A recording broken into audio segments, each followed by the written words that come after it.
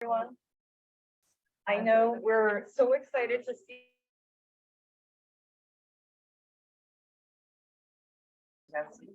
Did anybody sign in?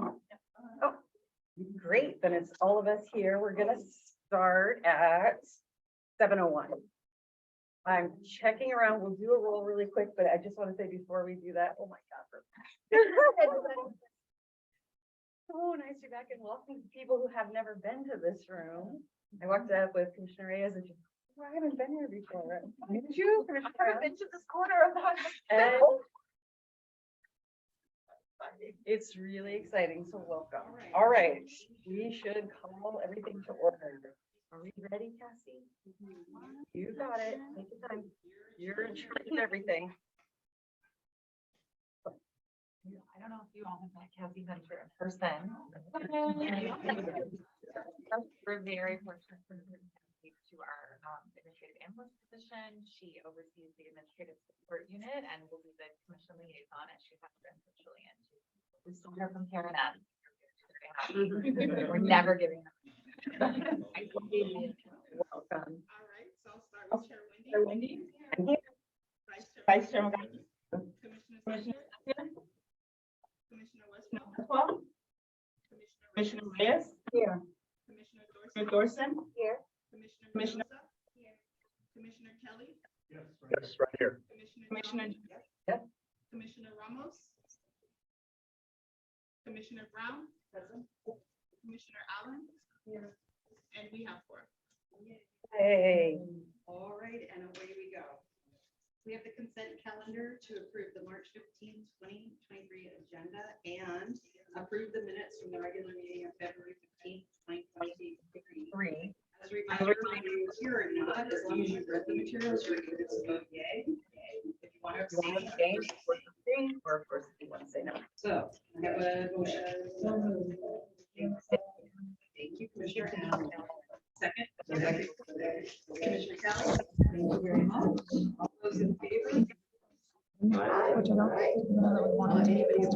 Oh, it is. Yeah. No, it definitely should. And We have a list. We have our also.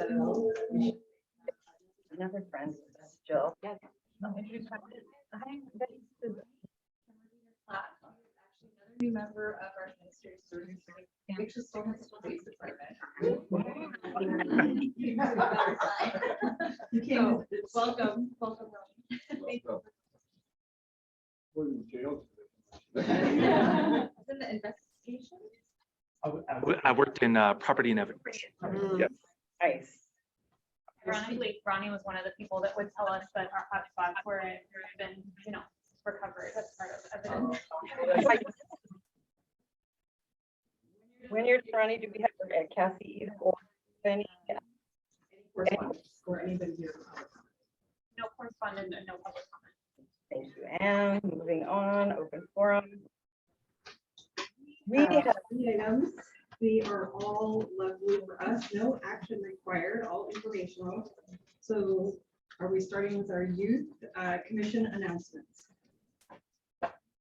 oh yeah, I don't believe, unfortunately, Chair Chen was not able to make a date. He is unfortunately affected by some of the rolling blackouts that have been occurring, but not much has changed. Youth launched their annual teen survey in conjunction with Teen HQ. So we will have more information to share with you guys about that as we did last year. We are also holding our first in-person meeting on March 27th. It will be in council chambers. Very excited about that. And then after our survey, we will be having our policy-thon hosted by our District 3 Youth Commissioner, Commissioner Wang. And that will be April 10th. And we will update you guys with all of the very interesting things that we hope to happen at our March 27th meeting in April. Thank you. Oh, I apologize. My name is Megan Malloy. I am a librarian here at Teen HQ, and I have been the Youth Commission staff support. thank you. I know. we're getting to each other. Okay, next item, a volunteer services update, a volunteer service update. How was that? For some of you haven't met Jason Howe, the manager of our volunteer services unit. Jason is incredibly good good manager. I'm not saying that. Citywide, our volunteer unit is acknowledged as being very well run, very engaging, and often has all the procedures in place that audits identify for other departments to implement. I don't think that's Rating, right, Jason? No, 2016 so- audit, that's what they said. So, take it. Thank you, Jill. Thanks so much for the kind words. Hi, everybody. I'm Jason Pell. I manage volunteer services for the San Jose Public Library. Am I going Backwards. There it is. There we go. Thank you. And today I'm going to be giving you a little bit of context of what's been going on with our volunteer program due to the pandemic, a little bit of an overview of our last fiscal year, and then what the cool things that we've been doing this fiscal year and that we have planned for the remainder of the fiscal year and next year. So I promise I'm not going to go through each one of these points, but just to give a little bit of context. So of course, in March of 2020, library branches closed due to the pandemic and all volunteer activities were paused. By April, we were engaging virtual volunteers, and by July and August, that's when we started engaging in-person volunteers again, which included putting together COVID safety training and procedures for all in-person volunteers. Then fast forwarding through a bunch of different changes in city policy, in February or rather in September of 2022, the city of San Jose ended the volunteer vaccination requirement for COVID-19, ended mandatory indoor masking for volunteers. And in February of 2023, it also ended, the city also ended their online health screening requirement. Volunteers and staff are still required to self-screen for COVID-19 symptoms, but they don't have to complete an online form. I mostly included this to just demonstrate the different transitions that have affected volunteer services. So what does that mean for our volunteer program? So this is for fiscal year 21-22. So in total, we engaged 1,200 volunteers, and they contributed over 27,600 volunteer hours. I wanted to provide a breakdown in different categories. So I have 3 categories here. So programmatic volunteers lead library programs and provide services to the public. They're the largest portion of the volunteer hours. Friends of the library, of course, support library programming through fundraising efforts. They're their own organizations, but I like to include their stats here as well. So we have 4,500 logged Friends hours. And then library services volunteers help the library with operational tasks like shelving, shelf reading, keeping the tables and chairs wiped down, all of that good stuff. They contributed 1,500 hours. Before anybody asks me, these numbers don't add up to this total, and that's because I rounded to the nearest 100 just to make it look nice. Okay. When I was practicing, I had multiple people ask me about that, so I was like, ooh, I better just say that. A little bit more detail. So about these hours. So I want to mention that this represents about a 40% capacity of our pre-pandemic volunteer engagement. So 40% of the number of volunteers and about 30% of our pre-pandemic annual volunteer hours. This is also an increase from the previous year. So we aren't to our pre-pandemic levels, but we are building back up to our pre-pandemic levels. I also wanted to provide a breakdown. This is the same total number. Yeah, the same total number. I wanted to provide a breakdown between in-person and virtual hours. So the majority of our volunteer hours last fiscal year were from in-person volunteers, about 70%, and then the remaining 30% was from virtual hours. That's an inversion from the previous year. So previous fiscal year, the majority of our hours were virtual and the minority were in person. And that reflects the library's own transition to offering more in-person services and engaging more in-person volunteers. And yeah, okay. Just some stats that highlight the impacts of our volunteer programs, just some of our volunteer programs. So we had nearly 3,000 people last fiscal year improve their English language skills through English language learning conversation clubs. Over 400 children had important literacy experiences through reading to children. That's literally what it sounds like on the tin. It's where volunteers read aloud to children. And over 700 people received computer help through the Tech Mentor program. Tech Mentors are volunteers that are assigned to shifts at the library. And if a customer has never set up an email address before and they need assistance walking them through what that process is like, the Tech Mentor responds to those types of questions.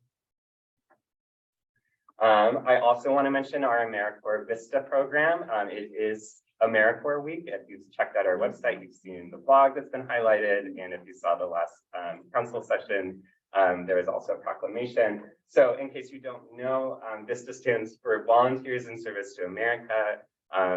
They never say that anywhere, but that is what it stands for. It's part of AmeriCorps. It's run by the Corporation for National and Community Service. The library initiated our project in 2019. And Vistas are differentiated from other types of AmeriCorps engagement because they focus on capacity building for the organizations where they are assigned. And we engage them specifically in library units that support the education and digital literacy strategy. I just have some examples here of the types of activities that Vistas do, so that are capacity building. So they're engaged in volunteer recruitment and management, development of community partnerships, marketing, promotion, and resource development. If you want to see some more detailed profiles of our current Vista fellows, you can check out our webpage because it's with the highlighted blog right now on the front page, as well as Vista alumni that have now become library staff members, which is really exciting. This is just a quote from one of our Vista alumni, Laura Dion. She was engaged at our Allen Rock Hillview branch, and she said that her experience as a Vista solidified her career goal of becoming a librarian. I didn't give you enough time to read that, I'm sorry. And this is another quote from another one of our Vista alumni, Yui Jenkins. She was in our Partners in Reading Adult Literacy unit. And she remarked that it was really important for her that she was able to see the outcomes of her efforts in the Partners in Reading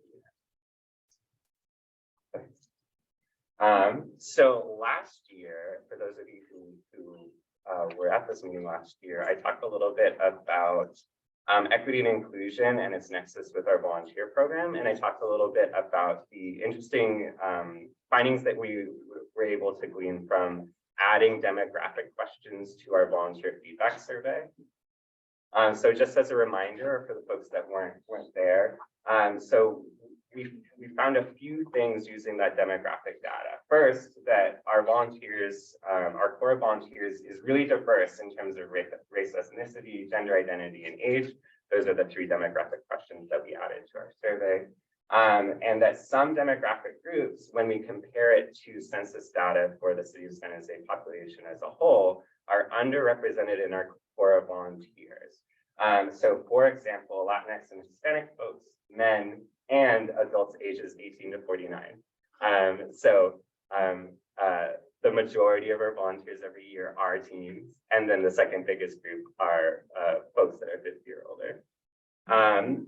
I always want to note when I'm reporting these statistics that 2 things. The first being that the majority of our volunteers, including those that are in these underrepresented groups, report having really positive experiences volunteering at the library. So the folks that do volunteer with us have a really great time. And the other thing I want to make sure to convey is that we know that there are barriers to volunteering that exist in the world, like access to free time, transportation, childcare. All of these are barriers to volunteering. And what this data tells me is that those barriers affect some demographics more than others, right? So I just want to make that clear. So that was what the findings that I reported last year. And since then, we've put in a few things in place to try to address those equity gaps. The first being updating our online volunteer orientation to align it with the library's equity and inclusion principles. So this is actually a screenshot from the online volunteer training that all volunteers complete. We have a section about that covers the volunteer's role in equity and inclusion. It has these definitions of the equity and inclusion principles at the library. It also has the City of San Jose's definition of equity approved by council, as well as examples of disrespectful behaviors that don't align with equity principles. And of course, links to the library's own resource pages around equity and inclusion. The second thing that we implemented that I'm really, really excited about is what we're calling the Heritage Month Highlight Program. And essentially through this program, library branches reach out to their core volunteers and they say, hey, next month is Black History Month. If you identify with that demographic, we would love to share your story. And then those stories are shared both in a blog post and an email newsletter. The purpose is to highlight the experiences and contributions of volunteers from all communities with a focus on those that are otherwise underrepresented at the library. So last month was our very first month doing it. This is a screenshot from the very first volunteer Heritage Month highlight blog post. And I have in my notes. This is Deborah Apayu. She's a Reader to Children volunteer at Bascom Branch. And I actually have a great quote from her from the blog. As a volunteer, I feel proudest when the kids I read with express interest in reading books that they initially felt were too tough. I love when kids can overcome feelings of shyness and inadequacy to let themselves experience books without feeling that they have to get every word or sentence right as they read. So I really, really like that quote because it demonstrates why we want to highlight these stories. If you aren't already subscribed to our volunteer services email newsletter, please do, because March is Developmental Disabilities Awareness Month. And we have some great stories of highlighting volunteers with developmental disabilities that I would love for you all to see. And those will be sent out next week. And now I'll hand it over to Jean Hergus to talk about Friends of the Library. Thank you, Jason. If you want to click Sure. the power. I'm probably gonna do the wrong one. Okay, thanks. Thank you. All right. Let's see. Okay, I got it. So the Friends of the Library are independent organizations that are volunteer led. And we have, right now, we have 20 branches with Friends of the Library groups. They're listed here on the slide. We also have work going on in the remaining branches to engage volunteers in some of this work. And we're always working with the community to build those groups. The branch, each branch provides the Friends with a donation sorting area. The Friends accept donations, sort them, and prepare them for sale, and they raise money for the library in that way.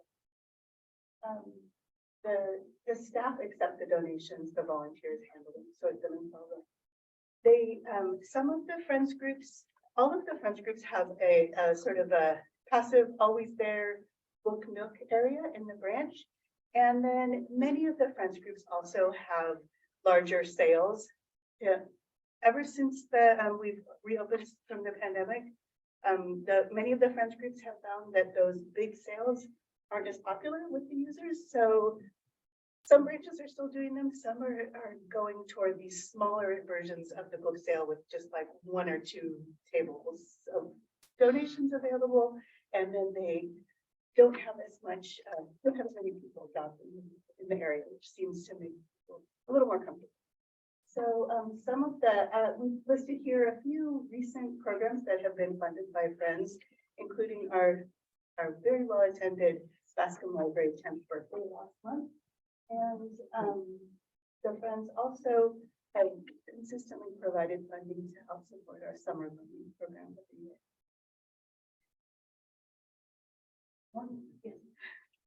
Many of the Friends groups work together as the All Friends group, loosely defined group. So the All Friends gather usually quarterly to meet and discuss best practices for their organizations and to share information and resources that might help them be more successful with their sale operations. In addition, the foundation a foundation representative usually attends those All Friends meetings to share information and resources with the friends so that they can, so that the friends can help raise awareness during the budget. So looking forward, we've got some of the same goals we had last year, additional book sales, more branches accepting donations. Some of the friends groups haven't come back most of the friends groups haven't come back as fully as they were before the pandemic. We saw a lot of drop off in those members. So we are looking forward to expanding those groups further and also working with some of the existing friends groups to add more friends to the branches that don't. And I think it's back to Jason. Thank you, Jean. Sure. Okay, well, I want to see if I can remember which button it is. I think it's this one. Yeah, okay. So I mentioned that the volunteer feedback survey a little bit ago. And I know Commissioner Kelly, you're interested in the results of the volunteer feedback survey. You emailed me after I sent it out saying you were interested in it. So every year I do an annual volunteer feedback survey. It's an online survey distributed via email through SurveyMonkey to all accepted volunteers. This year we collected it from February 3rd through the 17th. And we had 219 total responses. The survey consisted of 5 volunteer experience questions, 8 volunteer satisfaction questions, 3 free answer questions, and those 3 demographic questions about race, ethnicity, age, and gender identity. I should mention that the 219 total responses is about a response rate of about 30% of our active volunteers at the time. That's typically what it is, and I'm always happy with that amount. So the major findings that we were able to get from the volunteer feedback survey was that volunteers continue to thrive at the library. So for example, 95% would recommend Edgertonville as a place to volunteer. That's 3% higher than the last survey that we did. 93% feel comfortable approaching a staff member when they have a question. That's again 3% higher than the last survey that we did. And 94% felt prepared for their volunteer role, which is actually 5% higher than the previous year. So what that indicates to me is that we as an organization are doing a really good job of helping volunteers feel supported and ready for their volunteer role. This last piece here is just a quote from a volunteer from one of those free answer questions. The volunteer wanted us to know that, I'll just read it aloud. I find the library staff friendly, welcoming, and always willing to help. I've observed them treat everyone with kindness and care. So what's up next for volunteer services? Firstly, we want to support the Teams Reach coordinators as they engage community teams in volunteer opportunities. I'm working with our expanded learning unit and youth services unit because some of the feedback that we've been getting from community members, from community teams as well as staff is that this is a big need for the San Jose community. Is in-person engagement for teen volunteers. I'm also going to be working to support the library's youth commission members who engage youth advisory committees. So I've been working with Megan Malloy to make plans for that. We're going to be continuing our Library Vista program with the goal of addressing some of the recruitment and retention challenges that we faced this past year. Because of the rising cost of living, we had a harder time recruiting people into the Vista role than we ever had before. So, and then lastly, I'm really looking forward to relaunching the King Library's docent tour program. We're actually recruiting for that right now. So if you know of anybody who might be interested in leading tours of the King Library for members of the public, you can always refer them to our volunteer page. I'm looking forward to relaunching our system-wide service day.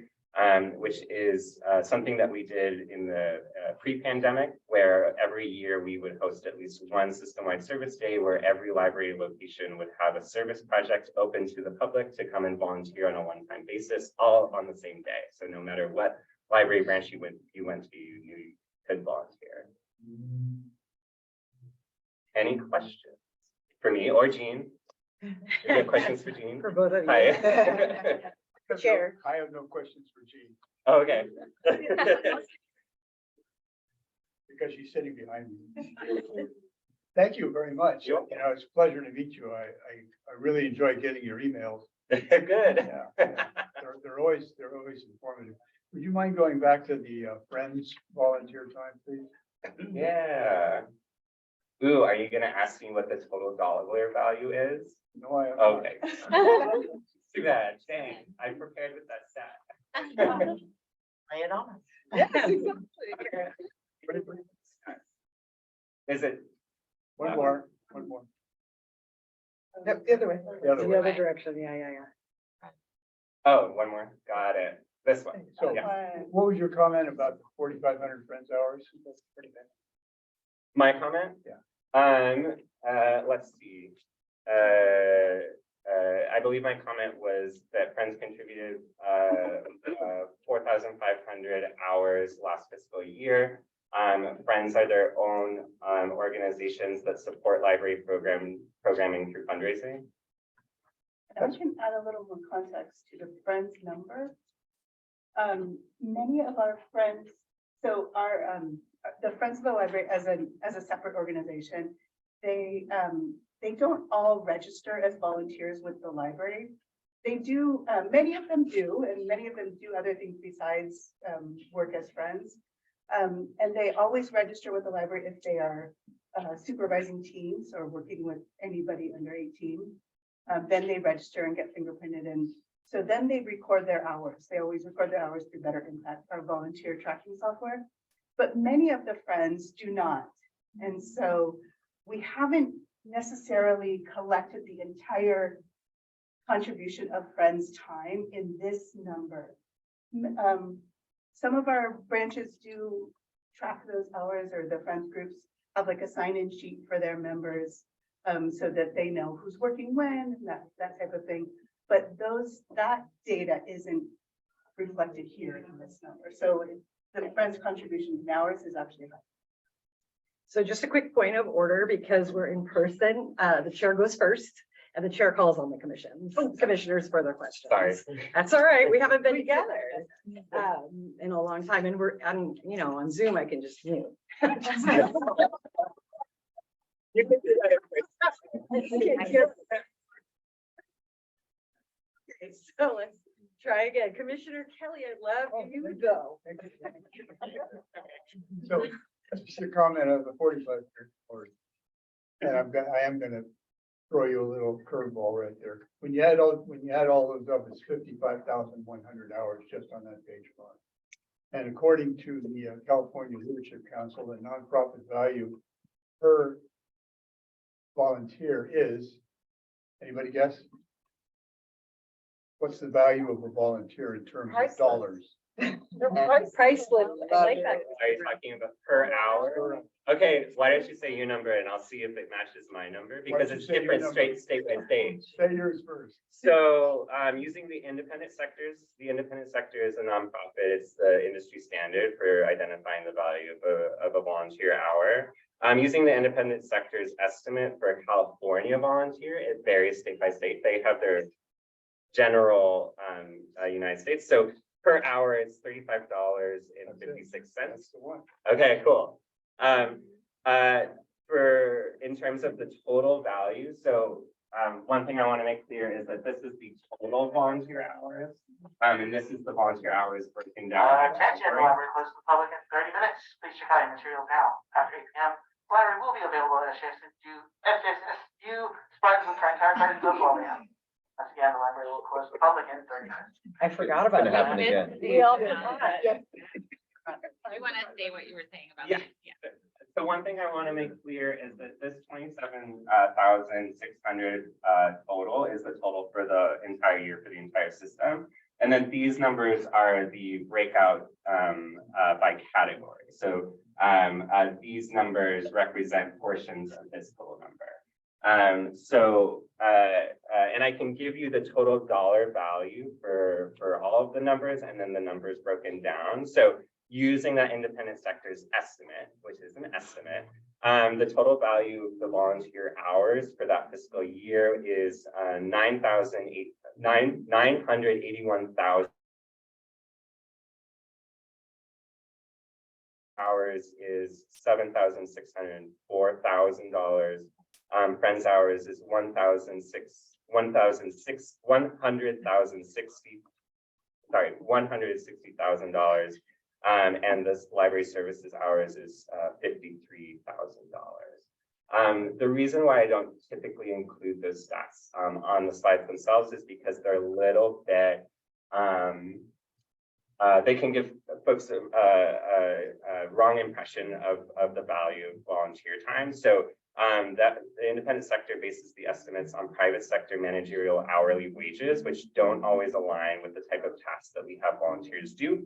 The value of volunteers, the value that volunteers are able to bring to the library is dependent on the hard work that our staff do to coordinate and supervise them. So for example, staff spend about 200 hours total per week supporting library volunteers. And the independent sector estimate is, in my opinion, an underestimate because it doesn't capture the full value that volunteers bring to the organization. We know that volunteers tell their friends and family members about the resources and services the library has to offer. And that's not captured in that dollar estimate. Sorry, that was like way more information than you were looking for, but I was prepared for that question. Other commissioners? Commissioner Jolly. Is the Partners in Reading PAR program, is that part of the programmatic hours? Good question, and yes. And could you And tell I'm me? sorry. Oh yeah, you did. She Sorry. told me. Okay. And could you give us an idea, do you have an idea of that particular program? Ooh, I don't have it on hand, but I can. But Partners in Reading is always a very significant portion of those hours, I would say. So, but I can follow up with the exact number. And do you have any comparison as you're doing your follow-up? And if you know it now, that'd be great. If not, follow-up is great. A comparison of how PAR is doing now, post-pandemic to pre-pandemic. I would have to ask PAR about that, but That would- I can certainly. I'm curious Yeah. about that. Having been involved pre-pandemic and not post-pandemic, Yeah. I'm kind of interested in what that impact has been. Yeah. And is PAR on the schedule to present as well throughout the year? We'll check the agenda. Which month is it, Lydia? Do you know? So it should be coming, but Okay. we'll double check. to make sure. They'll be able to go into a lot more Sure. detail than I would. Sure. Yeah. Other commissioners? Commissioner Mendoza? You mentioned that the hours don't compare to last year, right? So these hours are higher than last year, Okay. but still not to the same level as pre-pandemic. Oh. Yeah. Do you know if that's like a huge gap or kind of close? So, If you don't have yes. it on, it's fine. yeah, so, it's about 40% of our pre-pandemic volunteer numbers, so total volunteers, that's about 40% of what it was pre-pandemic. And in terms of total hours, that's about 30% of our pre-pandemic numbers. So there's still a ways to go. That's why I kind of hedged by putting that context slide at the very beginning of the presentation to demonstrate that we've had changing policies that have still been changing up until last month throughout the entire time. Yeah. Those are citywide, I would say. Yeah. You know, to think back now, we were pushing really hard to have staff come back so that we could open our buildings. But the citywide policies around volunteers were still very restrictive. Yeah. Until after our buildings were open. And so I know our friends groups were pushing to have book sales, and that was great. We were able to take that back to the city. And so Jason's right. Part of it is just reopening and reestablishing our post-pandemic volunteer program. Yeah. I like to think of it as, we've been able to recapture or maintain 40% of our previous volunteers, volunteer capacity. So through our efforts, that's my spin on it. Vice Chair Magana. Thank you for such a thorough presentation. Also, credit for the work on AmeriCorps. As alumni and someone who's managed that grant, it's a lot of work. So I want to give you all props for that. My boss is over there. Apologies if I missed this. How do we partner with local education agencies, nonprofits, private companies, especially big in here, Silicon Valley with I know there's sometimes volunteer hours, even for some of our high schools, there's mandatory service hours. Just Oh, yes, yes. So I didn't do a breakdown by age, but so there's a few questions in your question. How do we partner with different groups? So in terms of corporate volunteer engagement, that's something that I work really closely with our foundation on. So they will often refer groups that have already engaged with them to match them with a volunteer opportunity that matches their needs. Were you raising your hand or were you covering it? Okay, sorry. I thought you were saying like, stop talking.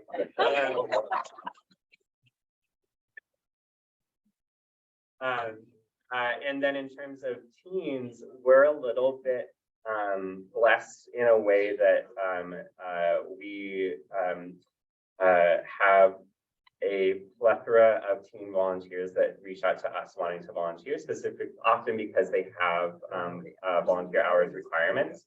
The majority of these hours every year come from teen volunteers, which it is great. You know, it's kind of like we have this really awesome natural resource of like teen energy that we can put into broadening and strengthening our services and programs.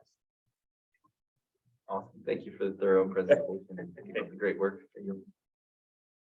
Commissioner Thorson. I was curious, this was an excellent presentation. Are there still online opportunities or virtual opportunities for volunteers? Just because I imagine some people might be reluctant to come back in person, or that could help with people who have more time commitment issues, so the opportunity to participate virtually might help. Really good question. Yeah. So our plans are to maintain virtual volunteer opportunities even as we're re-engaging with in-person volunteers. So pre-pandemic, we had no virtual volunteer opportunities. It's something that we initiated using because of the pandemic. But just for the reasons that you stated, we were able to reach an entire population of people that might not otherwise volunteer at the library. So, you know, I can't, we don't know whether there'll be continuing to be a need for as many virtual volunteers as we've needed during the pandemic. I mean, probably not. But our plan is to maintain virtual volunteer opportunities because we're able to engage a brand new population. Yeah, good question. Commissioner Jolly. One more question. That 40%, 30%, and I don't know that there's probably any other organization that would be comparable to what the library does, but have you compared those percentages of volunteer retention to other organizations or even city departments and and how they compare to what's happening out in the world in general? I'll answer your question in two ways. One, has there been like a specific report that compares them? No. What I can say is that I met with other coordinators and volunteers for other departments, and they were impressed at the level of engagement that we've been able to maintain and rebuild to. I also want to mention that during the pandemic, I was in communication with other libraries in the state that engaged volunteers, and many other libraries in the state that engaged volunteers, their volunteer program completely went away during the pandemic. So I'm proud of the what we were able to do in terms of maintaining volunteer engagement. Yeah, I've always applauded the library's creativity and innovation, and this is a prime example. I mean, look at all of us who have stayed engaged the whole time. Right. so I really appreciate that. And I'm gonna echo what everybody else said. Very thorough and informative Thank you. information. Really appreciate it. Other commissioners? Commissioner Kelly? That begs a question. Is our volunteer time counted? On for commissioners. It's a good question, and it's actually something that I've addressed with Megan for Youth Commission as well. And because commission are, I forget the term, appointed. Thank you. You're welcome. We felt that there wasn't a need to have you log your hours in the same way that our other volunteers do. Yeah, does that answer your question? No? Okay. No, we're volunteers. I think we should be added into Yeah, He's you, just saying it's not in the system, counting the hours, but that's something we could continue. to discuss. There's so many people like us that are kind of scattered around that do a lot of work. I mean, there's, I don't know how many commissioners we have, there's a lot of them. And that's a lot of hours. hey, if you guys want me to set you up with better impact accounts.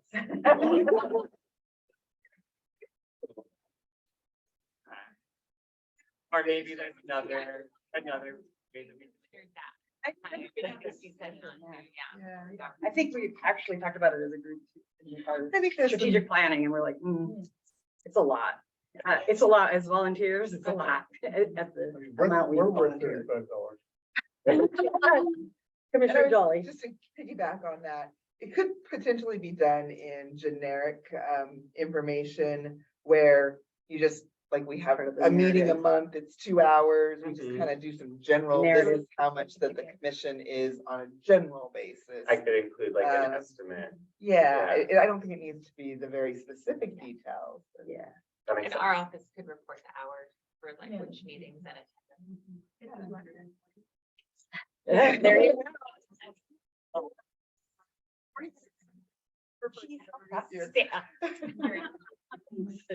That's a lot of hours. Okay, before you go, I have a couple of things. I'm Okay. last, so I'm like making sure. Couple things. I have to tell you, Jason, that the first time I was a commissioner, like maybe second meeting as a commissioner years ago, you presented and I remember just being like, oh my God, I love this. This is incredible. And I noticed again, the level of engagement always seems to happen around your presentations. And so I'm so happy that they're asking all the questions. It is the area that we love. And it certainly is, it got me hooked too. I mean, super hooked. So there's a couple of things I wanted to point out, and I'm really happy that our council member's office is here. Welcome, Diego Martinez. But here's a point I think of interest for Councilmember Torres. If we're talking about, we have 40% of the population here volunteering from pre-pandemic, right? So we kept 40%. And that's almost $1 million worth of work that is not being funded by our city. And then when we go to the full 100%, add 60% more in. The point I'm trying to make, and certainly is a talking point for the council member, is our volunteers add millions to the system. And that if we didn't have them and we didn't actually have a system that supported the 200 staff to support it, we would be coming to the city budget process for it. So it's a good talking point for him when we think about our agendas about opening full hours, making sure that we have fines free for kids and seniors. The offset from what the volunteers of the community add is not even close. So I just want to make sure that the council member hears the dollars on that as we go through the budget process right now. Second, I heard, and I would hear this, that you were talking about, and I thought this was interesting, I hadn't thought about it. One of the barriers to volunteering is childcare. And so I find that childcare, the issue of childcare shows up everywhere. It doesn't just show up going to work. It doesn't just show up for folks that aren't going to work. It doesn't just show up in the Starbucks where baristas need childcare. It's showing up everywhere. And so I hope we solve it. That's my commentary on that. All right, Jason, thank you. Thank you both. You did it. It's great. We love this one as always. Thank you. Thank you so much. And we're on. Next is our library bond review. Very exciting stuff. So Anne Tran is gonna join us by Zoom, Ooh, I speaking love of it. childcare. There we go. So, she'll be providing our wonderful. She can't do it. There she is. I love it. Well, good evening, commissioners. Thank you so much for having me and thank you so much for, supporting me as I juggle through childcare. But I'm very, very excited, to present to you the bond update for our library system. I'm hoping I can pull up the slide deck. You you were talked over. They're trying to bring up the slide deck, yeah. So, That's all we missed. just a second, Anne. Thank you. Here. Okay, they just did the announcement for closing King, so we couldn't hear you. Can you guys hear me now? Yes. Hold on, Cassie's pulling up the slide deck. Sorry, Cassidy, I left it in the middle. It's okay.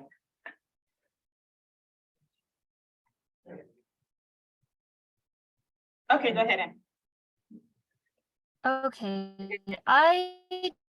my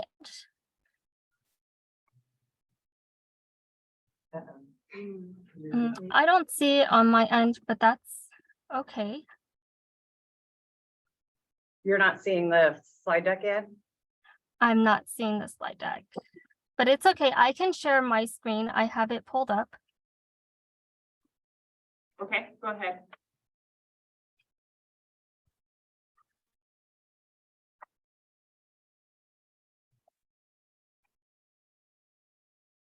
Oh, actually, we're doing a hybrid meeting, so they're not going to be able to see your screen.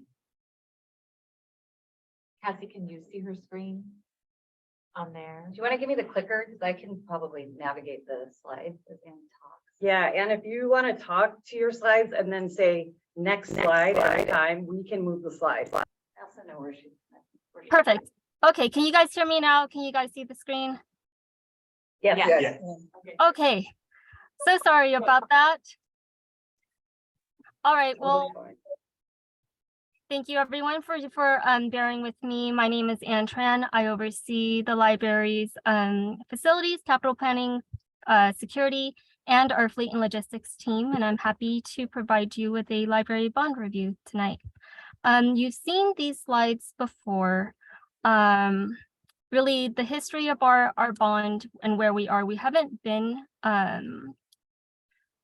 really had any progress as it relates to where we are. So slide 2 really shows that in the year fiscal year 2022-2023, we are at a stage where we're ready to initiate projects, especially for the remainder of our library bond as a result of Measure O. So around $6.9 million left of this bond measure. And the last time that I presented to you all, we proposed a Biblioteca Latinoamericana library renovation project. And I provided an update on kind of where the remaining bond funds would really be applied to. Previously, during the pandemic, we allocated $1.3 million of this bond to install library book lockers.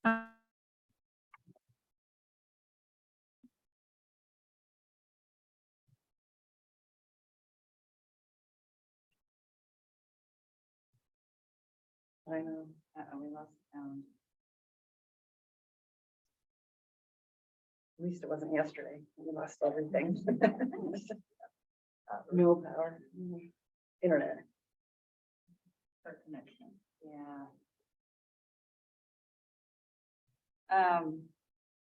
It's informational. Do we want to move it? I can just take it over. That's fine. Yeah, I think she was just talking about the last time we brought this item. We had proposed the 1.3 million to go to the book lockers. So that's still in our capital budget. And then one thing I think I noticed it's not in here, we did complete a condition assessment, branch facilities. assessment for all of our branch locations. That was in 2015, 16, I want to say. So based on that, and then kind of the opportunity that came up, let me back up, sorry. So we did release the 5.9 remaining bond for Biblioteca Latinoamericana. And then that actually had to get deferred because of the COVID pandemic. So we had to pause all the planning. Sorry, I just had a mint in my mouth. Somebody swallowed. So then in 2021, 22, we decided to move forward with the planning for the bond project. And we were moving forward, as you were aware, with the design portion of that program. And then we do plan on initiating projects in 22, 23. Now, during this time, we did actually have this opportunity come up where the California State Library offered, the California State offered the Building Forward Infrastructure Grant. So we kind of paused all of that to make sure that we went forward with this. Oh, that's for Biblioteca. I think you guys all kind of remember this, but I can review this slide really quick before I go into the grant. My God, mint is really dry. So this is just kind of the project timeline that we had put together for the project, establishing the bond project development team, and then drafting the service orders, the scope of work. And then, a big part of that was that we really wanted to engage the community in a community process to make sure that whatever renovation we did at that branch would actually be what would be best for the community and would meet the needs of the community as well. So this is just a timeline of that renovation project. I think where we are now is kind of, we're still in this approved project proposal, yellow dot. And, obviously a lot of things happen between then and now. So we're looking at incorporating the funding that we're able to secure through the Building Forward grant, as well as utilizing the 5.9 that we've already, the part of that we had already appropriated for this project.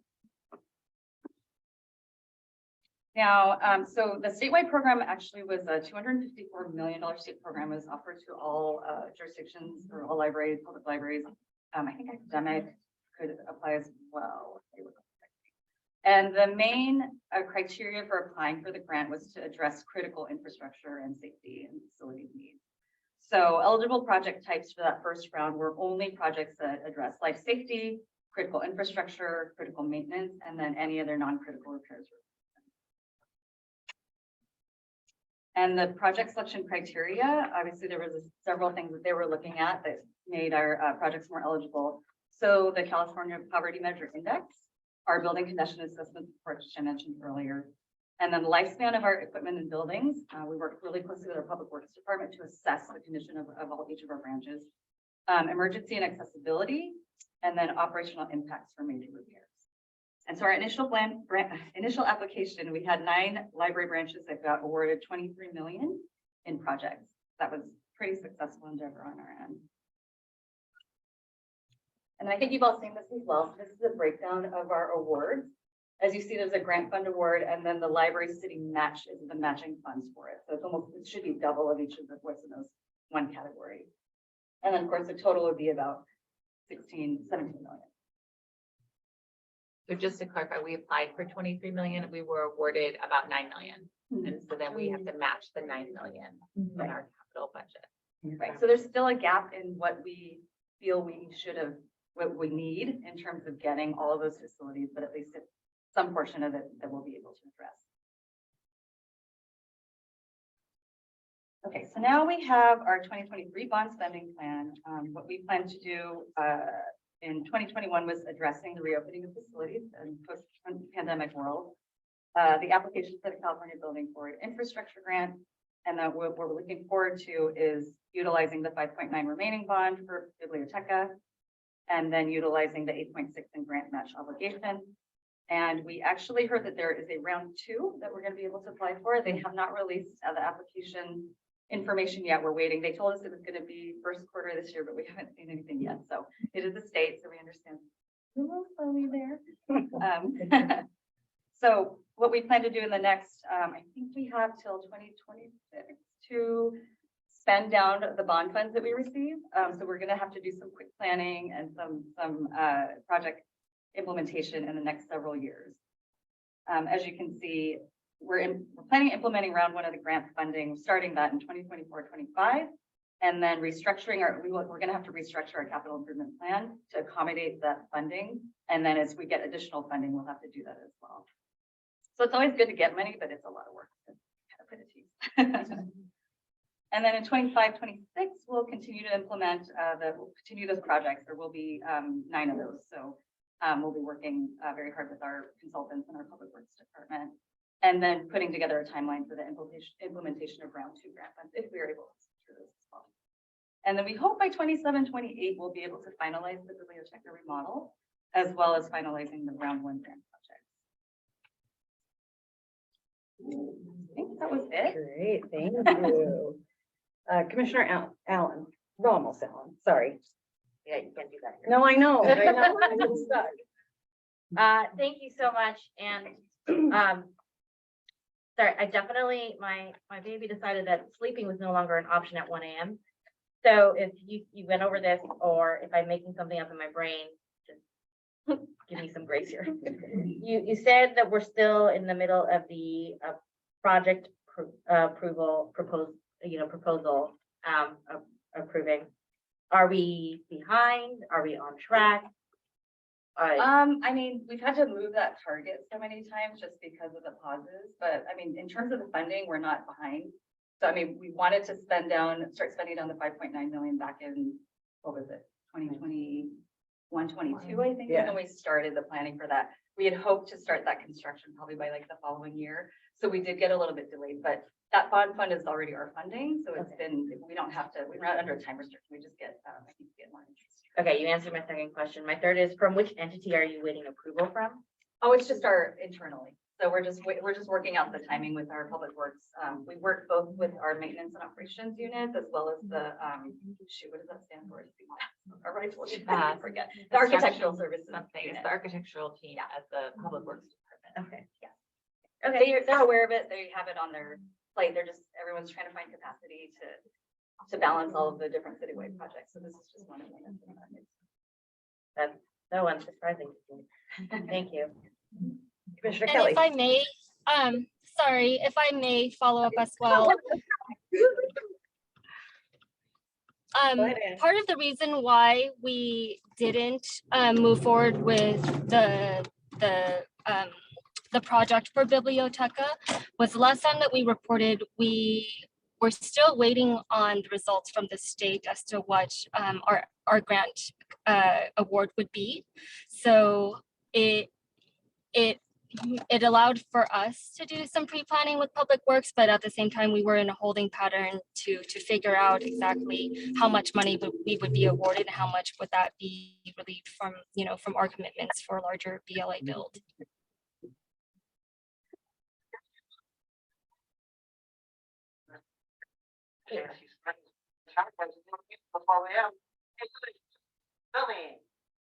Once again, the library is now closed to the public. Extended study hours are now in effect. Thank you. To Anne's point, we were actually able to expand the budget for Biblioteca, which is great because it really needs it. Commissioner Kelly. Thank you. Yes, Biblioteca is really excited about this coming along. I've been working on helping put their Friends group back in operation. And they're almost beside themselves with glee. So appreciate that. Question, I couldn't quite make out all of the libraries up there. Is Alviso included in there anywhere? Yes. There, I see it, yeah. Salvisto, Bascom, Yeah. Biblioteca. No, I see it now, yeah. East Branch Educational Park, Hillview Joyce, Seven Trees. Good, yeah, because that's been a difficult question. Other commissioners? All right, I only have two maybe easy ones. I don't know. Of course, this is wonderful. I appreciate during the pandemic, you continue to move forward and look for opportunity. I'm just trying to figure out the capital funds, just get an example. So for example, when we did the match, did it come from our bond? Like, was that helpful to say that was a part of capital? Because that was smart then to hold. It's a very efficient way to not pull from other places by holding on to what we already have to gain more. So again, brilliant women. Thank you. It is also a very important point that it's forcing us to allocate our other capital resources that we may have used for incidentals to match this grant. But because the grants are really about meeting the assessment needs of the buildings, like the roof that needs to be replaced, you know, the critical systems, we think it's the best use of those dollars. It's just that we're going to be watching it for the next 5 years.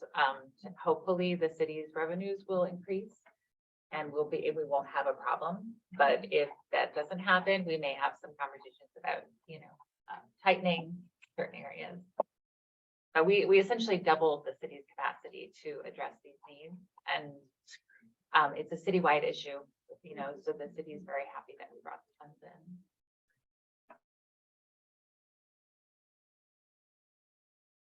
All right, thank you, Jenny, for taking over, and thank you, Aaron, for spotting.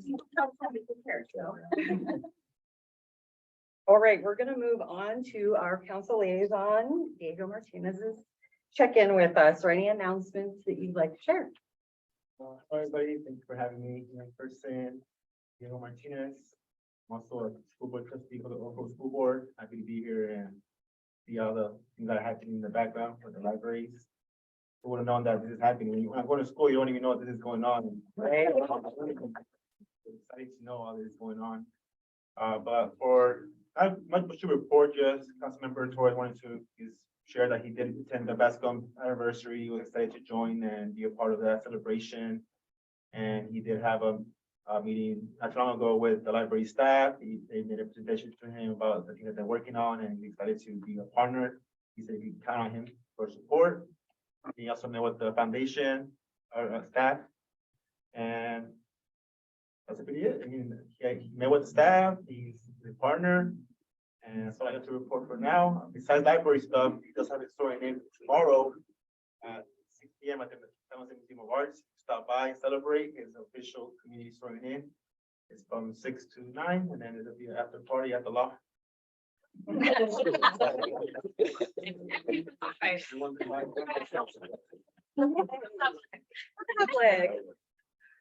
it. That's wonderful. Give him our best, and remember to tell him about the volunteer hours. Yeah. Thank you for being here. Okay, chair's announcement. I'm only going to announce one kind of quick thing. I think Supervisor Ellenberg is working on a initiative called Build the Future, and it has to do with childcare. Shocker that I'm going to bring it up.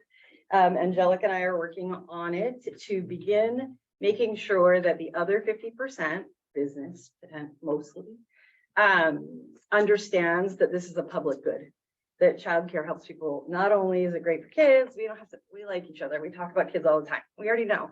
And 50% of us actually agree this is what we should do.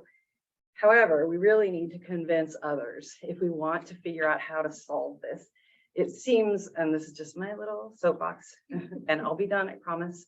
It seems incredible to me that infant care is $19,000 a year, that somebody who's making $28,000, not $30,000, $32,000 has to pay to go to work, $19,000. It's crazy. So, and I will say, me personally, I've been talking about this as we make the rounds. I was a single parent. I worked for an agency that, thank God, paid for 70% of my infant care, and then later school age care. If they had not done it, I certainly would have accessed the system. I still needed check cashing. I still was broke all the time, but 70% of my, I got to save 70% of my wages. I then was able to buy a home, get my son to college, become an executive. If it's not a business imperative, I don't know what else is. So we are going to kick off Build the Future at the Kids Table event with Supervisor Ellenberg to talk about and bring people into our fight, if you will. I hate to say fight, but you know, fight.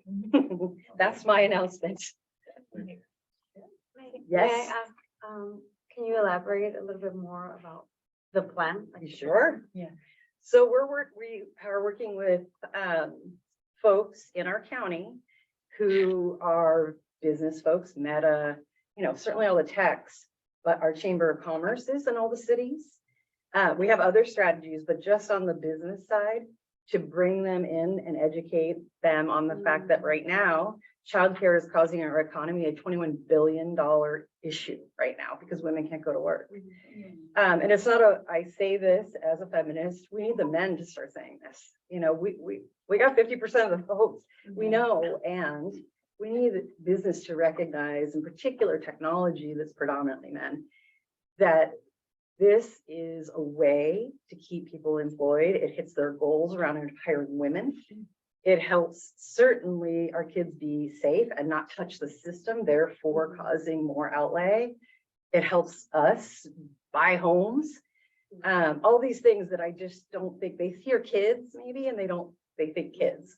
We want them to think economic investment. We want them to understand that this is not just about kids, it's about our economy. So that's one strategy. We have some more, but we're gonna hit business first, and we're gonna keep going until childcare is reasonable for everyone. This is a very slow moving project. It has not launched at all. We don't really have a whole thing going. It's just very in its nascent stages. It's very nascent. So. Yes, I'm sure Angelica's like, stop it. But I can't. It's like, I'm not gonna everybody. Unless people want to give us $100,000.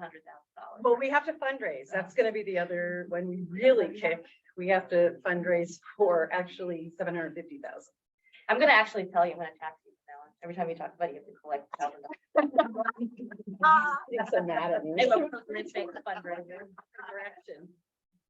Angelica is certainly a functional expert in childcare as well. So we're gonna tag team this. But we're gonna come to all of you who are interested to help us convince others that this is an economic imperative. Especially you, Ken. We want you to come. I'm gonna raise my hand and volunteer. All right. Okay, that's fine. Yeah. I'm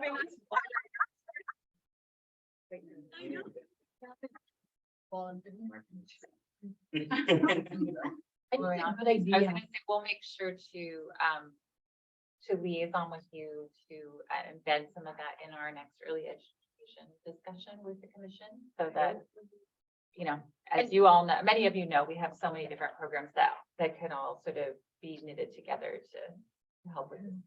And just to add on, the library has been invited in these discussions. We just haven't had a chance to connect Because Wendy went too fast. because we're all super busy. So. Thank you. So you guys are not excluded. It's just that we're all trying to. And Wendy went too fast. Do you think you can give us that more information? When we're ready, we will for Okay. sure. For Very sure. good. But I just wanted to make sure you know we're working on it and it's Yeah, coming. thank you. Are you directing? I am me done to now, that? please. Okay, so first, there is a lot to celebrate in the month of March at the library, of course. First, in honor of Women's History Month, library staff have compiled, of course, reading lists for people of all ages to enjoy, plus a series of special events, including an art series and a Women History Month quiz about famous women. During the month, you can stop by any of our branch library locations to take the quiz for a chance to win a $25 gift card. And next month, or next March 21st, I'm having so much trouble with numbers lately. March 21st to 22nd is Nowruz, the Persian New Year. Several of our library branches are sharing 30 Regar's sugar and milk story and a craft to make a hyacinth flower, typically used in celebration of the holiday. Lastly, in remembrance of local activist and United Farm Worker leader Cesar Chavez, the Cambrian branch is offering a grab-and-go craft all day on Wednesday, March 29th. Because the holiday is observed by the city of San Jose, most city departments, including the library, will be closed on Friday, March 31st. But for more information about all these holiday celebrations, please visit sjpl.org as usual. And next, are we ready to bring it up yet, Elizabeth, or no? I can keep talking. Oh, I can. Oh. Okay, I'll keep going. So thanks to a special partnership with the San Jose Animal Care Center, the San Jose Library's Berryessa branch is hosting 3 special events where you get an opportunity to meet adorable bunnies and watch them bounce and play all while learning about pet rabbit care. What could be better than books and bunnies? Each program will include a story time about bunnies led by volunteers from the Animal Care Center.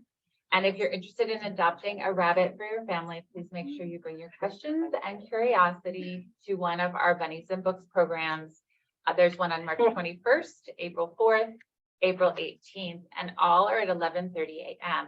I will say that we've been asked why we couldn't have them in the afternoons and on weekends.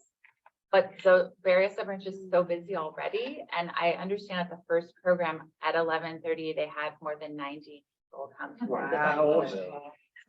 Yeah.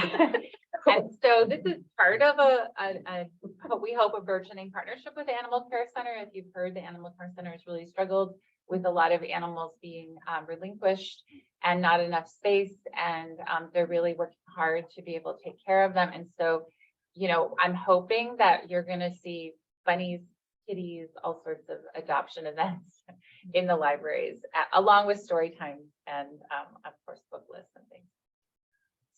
And then, yay, so this was the thing I wanted to show you rather than just talk to you about. We are super excited to bring a new blog series titled Leaders and Libraries in collaboration with our City of San Jose leaders. This exclusive blog series features our new mayor and city council members and shares fun library-related facts, including their favorite books, the roles that libraries have played in their lives, and what they love most about libraries. The first blog was published on March 4th and highlighted our District 2 Councilmember Sergio Jimenez, followed by District 4 Councilmember David Cohen, and they will keep rolling out as we get access to the council members. The library's marketing communications team releases these new profiles leading up to National Library Week, which is celebrated on April 23rd through the 29th. And this was really born out of the idea that we have such a new turnover, and that's a whole bunch of new leaders in our council and our mayor's office. And some of you know that when council members go out of office, there's a ceremony in which the council donates books to the library on behalf of each outgoing council member. And this year, when it happened, each council member just got up like spontaneously and started talking about the books they selected and why it was their favorite book and why they love the library. And we were like, they're doing this at their last council meeting. So we thought, wouldn't it be fun to get to know them earlier and just start that dialogue so we know more about them in that vein. So I really want to applaud Elizabeth and her team for taking the idea and running with it. And so keep checking out the blog, and you can sign up for our newsletter or follow us on Facebook, Instagram, and Twitter. They're posted on all of those social media outlets. And then lastly, of course, the 2022 tax deadline is approaching. Well, San Jose Public Library with tax assistant from Volunteer Income Tax Assistant, which is VITA, volunteers available for families whose income is less than $60,000 a year. Tax help is available at Hillview Branch every Saturday through April 15th from 2 to 5 p.m.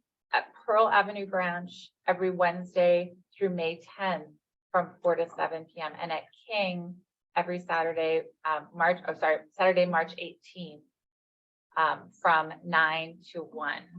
And for more information and including what documentation people need to bring with them, please visit sjpl.org/tax-help.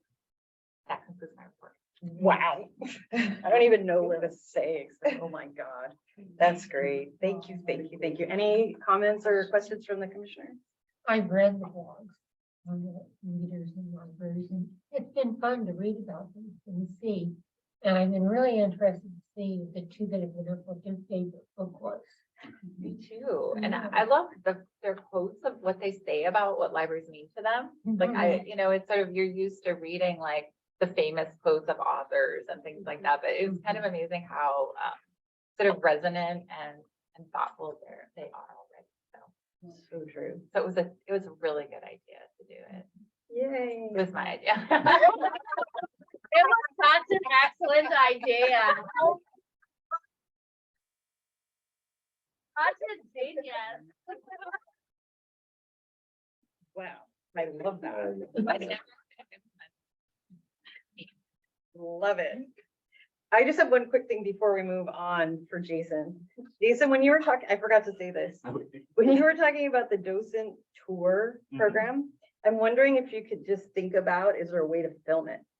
So that we can use it as a part of our, not only capturing our history and capturing stuff, but also in recruitment of other volunteers. Well, I actually have, I have been working with a film professor as well as his students from the SJSU Of course you have. in cooperation with the SJSU's communications team.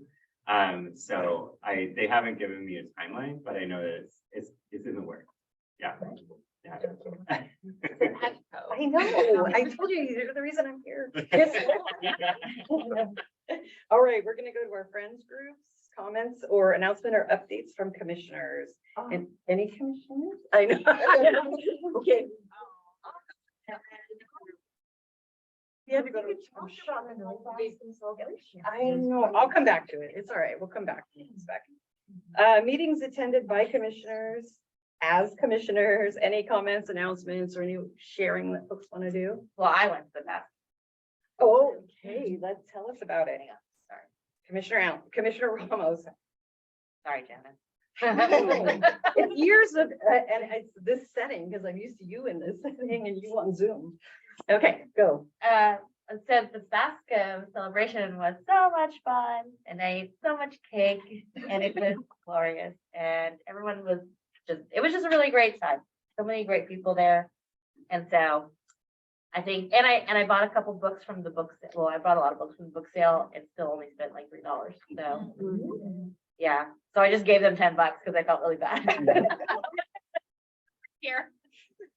So I highly recommend whenever there are celebrations, you should definitely go and then buy used books because, you know, they need the money and it was so cheap. They should actually charge more. I love her.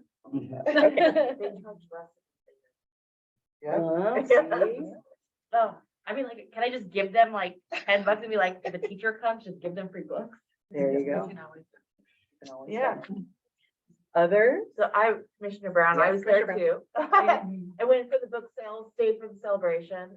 It was great to see so much of our leadership there. Susan Ellenberg was there, Senator Cortese, our new mayor, Mayor Mahan was there. I mean, it was just lovely.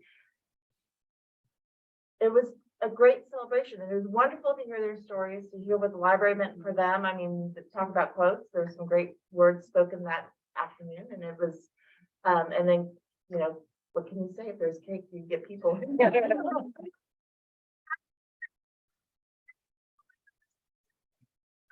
how it should be. It was really great. So, well done.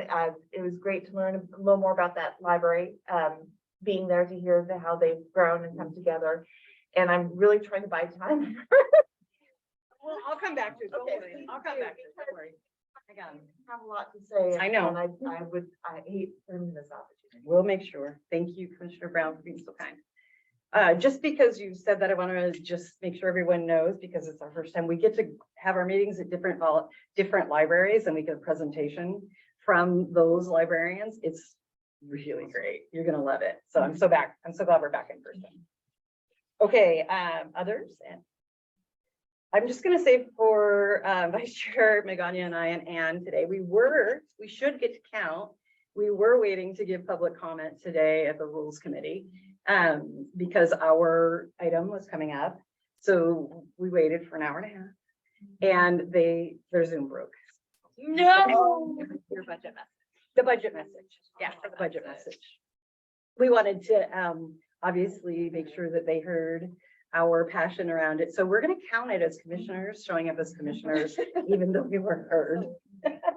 So that's it for us, unless you have any other. All right, I will still come back. Okay, Ken, we're waiting for you. You must love it. It's a Check some numbers. I got lost. Okay, we just went through and we're holding for you space for commissioners who want to talk about any friends groups Oh, that they have announcements or updates. Let me see if I have anything to talk about.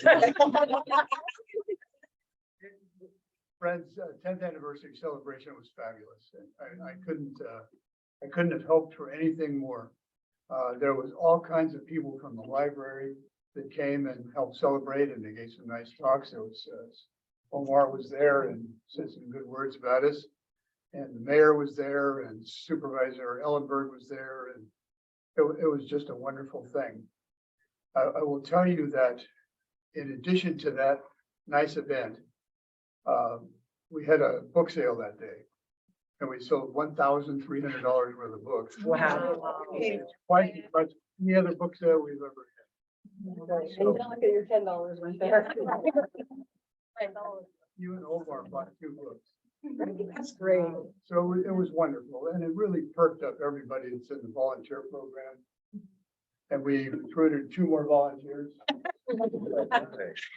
So that was great. I appreciate all the work that you all did to help, and it was excellent. We're going to have an all friends meeting on April 29th, and that's going to be at the Almaden Library. And I'm really excited to say that courtesy of San Jose Public Library Foundation and Dawn Kaufman, she arranged to have a specialist on 501c3 programs to be there to talk about those programs for the Friends groups. It's always been a mass confusion about whether they should be one, whether you should not be one. What do you do if you are one?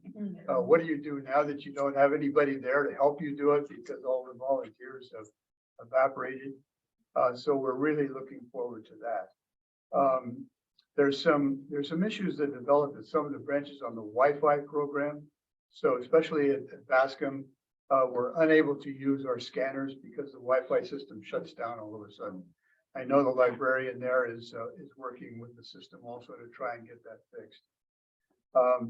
The Bascom Volunteer of the Year for 2022 is Brian Finnerty, who's been around for almost ever since the library opened. And we're going to have a big celebration for that. That'll be the first time that we've had an event for a Volunteer of the Year, and I hope that we continue to do that as we move on. So we'll let you know when that's going to be. I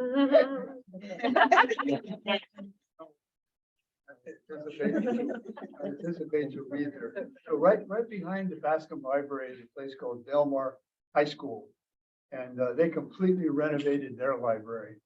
And where did they get books for their library? Well, they came right over to the Bascom Library and they asked the Friends, would you be willing to supply us with books? And absolutely, we said yes. So we're going to be making a little tour. All the Friends are going to go over there and see what the library looks like. Put up a big sign courtesy of San Jose Public Library Friends that did that.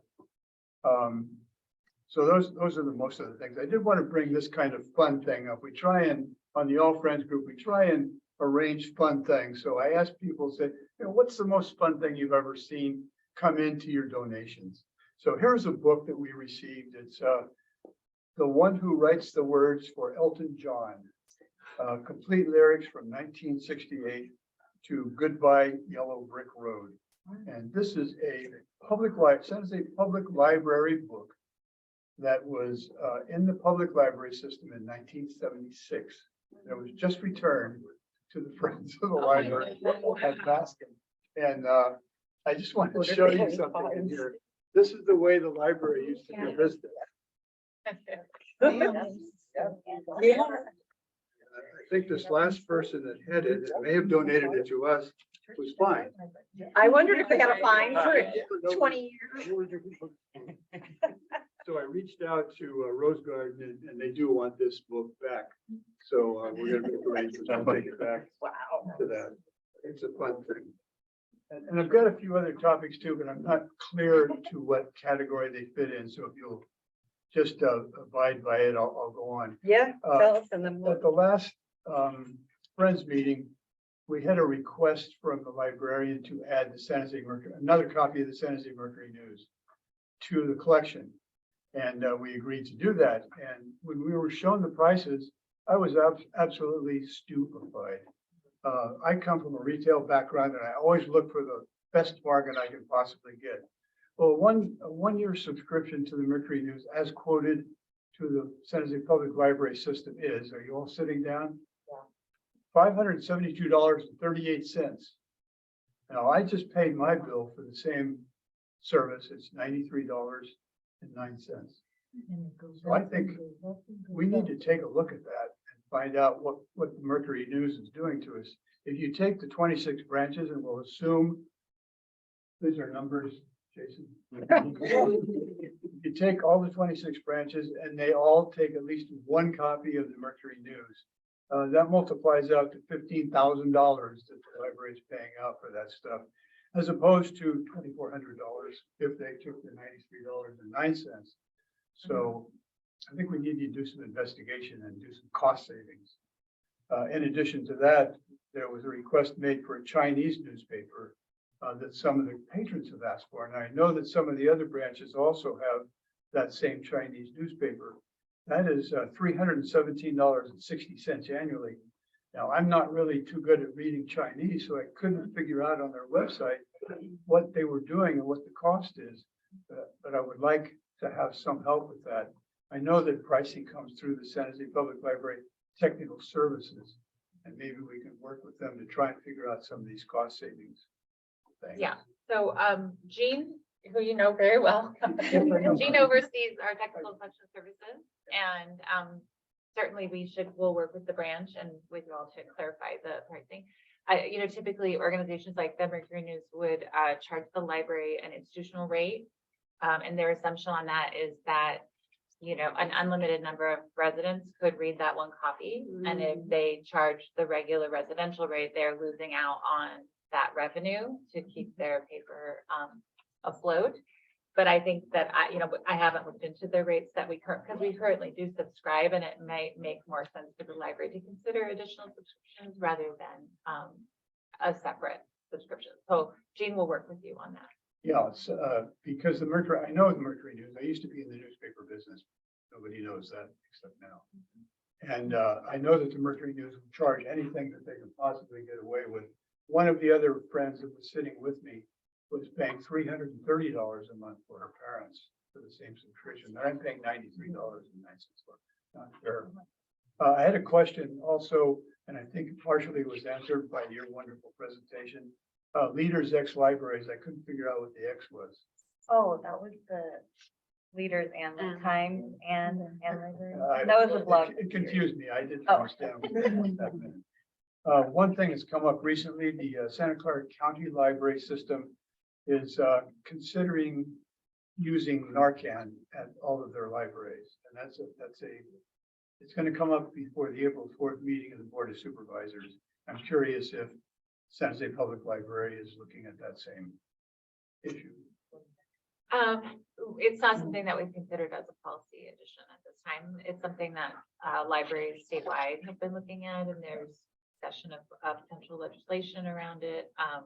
We haven't needed to do that here, but it's something we keep looking It at. was a surprise when it came up in our conversations as well. Jill wouldn't have to go through city council anyway. In the beginning, it would come through. Yeah. I mean, it would be a big policy change, and there are some issues associated with the Absolutely. potential legislation around it or adopting as a policy in terms of like liability, training for staff, and whether library staff are the best to administer that service.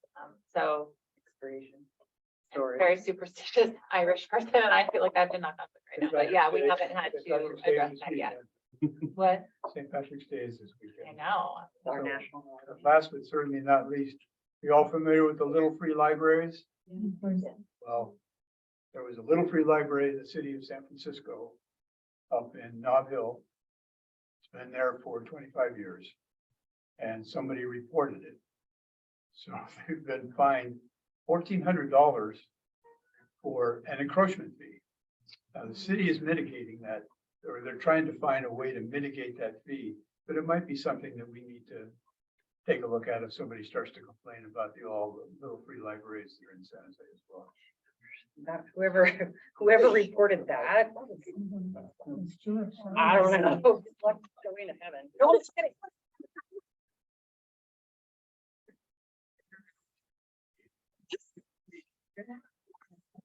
Okay, sorry. Yes. Before we finish too, because since you opened this for lots of little things, thank you, not little things, big things. We did go through power outages. I wonder how we fared in the Yeah. library system. Thank you for asking that. The library, we have been struggling for the last couple of days. What's amazing about our libraries is that they stay open no matter if they can. And so we have a number of old school manual systems, but also thanks to our wonderful digital equity program, we also have hotspots that our staff are deploying to allow for online searching and that sort of thing. It really is determined if a building doesn't have power all day, whether it's safe to stay open because of lighting. And also some of the electrical systems like the restroom, sometimes can become a problem. And so yesterday we had 4 branches, I believe, were closed during the day for an extended period of time, at least 5 hours. We finally had to close between 5 and 6 p.m. because of lighting problems mostly. Today, our branches all opened by 11 a.m. There were like 2 or 3 that still didn't have power, but they opened anyway. I thought they had power and then they were like, oh. We were still looking at the end of the day. If they didn't get power back, they're going to close early. So we just keep making those announcements current on our website and through our social media. We're notifying the council offices that are affected. Feel free to, ask us. But what's great is that in a lot of neighborhoods where folks are experiencing power outages in their homes, they can still come to the library at least during the light hours. And again, it's only been a handful of libraries so far. So hopefully we'll be up and running system-wide by tomorrow. With the exception of the West Valley Branch Library is going to be closed tomorrow while we do some additional building assessment to make sure that it's ready to go. Great. So that one will have more updates to come. Great. Are we ready for our San Jose Public Library Foundation update? Excuse me, one second. Oh, sorry, Commissioner Kelly. Meetings attended by. Yes, did we that. did it. You were not here. Well, I'm But back. you, You take it yes. as notice. Okay, everyone, please tell Commissioner Kelly how we waited for him to come back. I to do went that. on and on, dragging it out. It's like- it's like, I thought this was what it was. We were doing it. My age, you're gonna have to wait longer. I'm patient. So, at the request of Don Coppin, who was working with the City of Santa Clara Library, and the Friends at, and the library are one and the same, foundation, and the Friends are the same at the City of Santa Clara. And they needed help figuring out how to operate their Amazon cell system. So I've been working with that librarian, and we solved the problem by going to a new vendor that we're using in some of the other Friends groups as well. So they're very happy, and thank you, Dawn, for referring that. Lovely people over there. I attended, along with Chair Wendy, the District 9 Commissioner Neighborhood Breakfast. And I also greeted Supervisor Ellenberg at the Cambrian Library for her reading to children's event. She did a very good job. Thank you. All right, can we move? Are you ready? Great. Commissioner Thorson, we'd love your update. So we have exciting news. There are a couple new hires at the foundation. Noelle Bravago Bosenberg is the new individual major gifts officer. So she'll be starting Wednesday, March 15th, actually today, now that I think about it. And she has over 19 years of sales experience, and also has ties to San Jose. So is a great addition to the foundation. And then also, in very exciting news, Marley Young is the new advocacy and media relations manager. She will be starting Monday, March 27th. And she has experience in public affairs and a master's degree in public policy, and moved here a year ago from Sacramento. So it will be very exciting to work with her on the advocacy committee. So that consists of members of the foundation, the commission, and the Friends of the Library. So we've been meeting every 2 weeks. Don and members of the committee have met with almost all of the council members or staff from their offices at this point. There's only a couple left to spread the word about the foundation and the upcoming budget process. And in addition, there was, of course, the opportunity today to attend the rules committee. I also tried to join on Zoom, but then it adjourned after 7 minutes. So I was, it was a little strange, but anyway, with Marley coming on board, hopefully we will all get coordinated and figure out all the opportunities, but stay tuned. We've been keeping an eye on announcements from the mayor's office related to the budget. And as of yesterday, at least there wasn't anything new, but we'll be sure to share opportunities to come and give public comments. There is also a section on the foundation webpage. If you scroll down on the main page, it's weird not to be on Zoom, be able to share the link, but it's on the main page. You can see, tell us your story, and so you can submit stories about the library, why it's meaningful to you, or have family members, friends, etc. do the same. So definitely spread the word about that. And at the end of February, there was the first successful donor cultivation event that hosted, and there will be 2 more to come. So I'll have more information as we get closer to those dates. But that was a great opportunity for people to learn more about the library and get engaged. Also coming up April 4th is Library Giving Day. So it's the equivalent in the library world of Giving Tuesday, and that's an international day to give to the library and show your appreciation for library staff and all of the work and programs. So please spread the word about the opportunity to donate in honor of the library on the April 4th. And you can just go to the foundation webpage again, and there's a whole page on donations and the different payment options and ways to do that. There's also corporate matching, all of those different things.